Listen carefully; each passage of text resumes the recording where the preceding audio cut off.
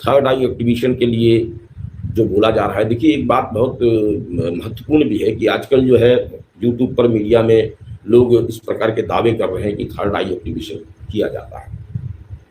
कुछ क्षणों के लिए तो थर्ड आई को एक्टिवेट किया जा सकता है किसी की भी, जैसा कि आपने देखा होगा बहुत से बच्चों की जाती है। बहुत प्रकार के तंत्र हैं, बहुत प्रकार की विधियां हैं, बहुत प्रकार के ध्यान हैं, जिसकी वजह से जिसके कारण जो है छोटे बच्चों का थर्ड आई एक्टिवेशन किया जा सकता है, लेकिन वह आंशिक होता है, हमेशा के लिए नहीं हो सकता। थर्ड आई एक्टिवेशन जिसे हम आज्ञा चक्र का जागरण कहते हैं, आज्ञा चक्र जो कि छठा चक्र है, हमारे कुंडलिनी के 7 चक्रों में से जो छठा चक्र है आज्ञा चक्र, वह भी आज्ञा चक्र के 3 लेवल है। आज्ञा चक्र का जागरण 3 लेवल पे होता है और आज्ञा चक्र भी 2 होते हैं, एक फ्रंट होता है और एक बैक में होता है, एक पीछे एक छोटा आज्ञा चक्र होता है, 2 आज्ञा चक्र होते हैं। तो एक आज्ञा चक्र जो जिसके जागरण से व्यक्ति को समस्त प्रकार का भविष्य स्पष्ट नजर आता है और एक के जागरण होने से समस्त प्रकार का भूत स्पष्ट रूप से नजर आता है।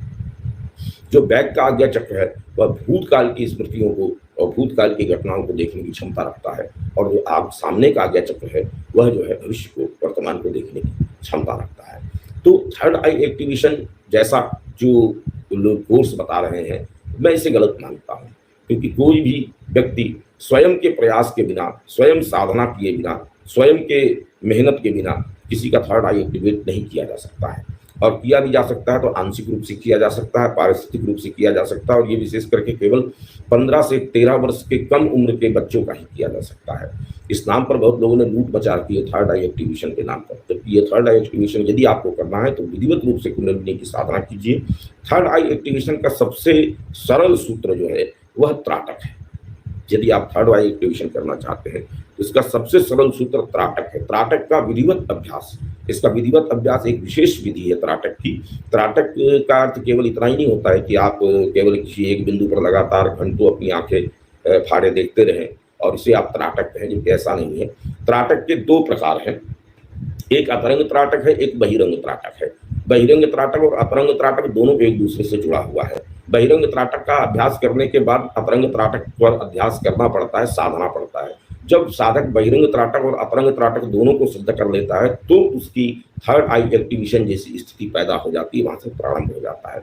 और त्राटक करते समय न किसी प्रकार के मंत्र की आवश्यकता होती है, न किसी प्रकार के जप की आवश्यकता होती है। त्राटक बिना मंत्र जप के किया जाता है, लेकिन त्राटक करने की एक विशेष पद्धति है। यह विशेष पद्धति हमसे आप पर्सनल में बात करेंगे तो ये सार्वजनिक रूप से उजागर करने वाली चीजें नहीं है, क्योंकि तंत्र में एक बात और ध्यान रखिएगा कि तंत्र में गोपनीयता बहुत आवश्यक है। तंत्र अति गोपनीय है।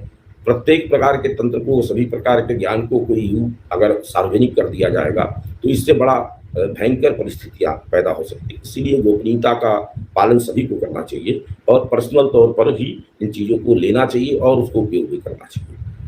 तो थर्ड आई एक्टिवेशन के बारे में आपको बता दिया है, और थर्ड आई एक्टिवेशन यदि करना चाहते हैं तो इसके लिए आपको साधनाओं में उतरना पड़ेगा। मंत्र जाप और विधिवत आप त्राटक का अभ्यास अगर करें लंबे समय तक, ये कोई 1-2 दिन की बात नहीं है, इसके लिए सतत प्रयास की आवश्यकता होती है।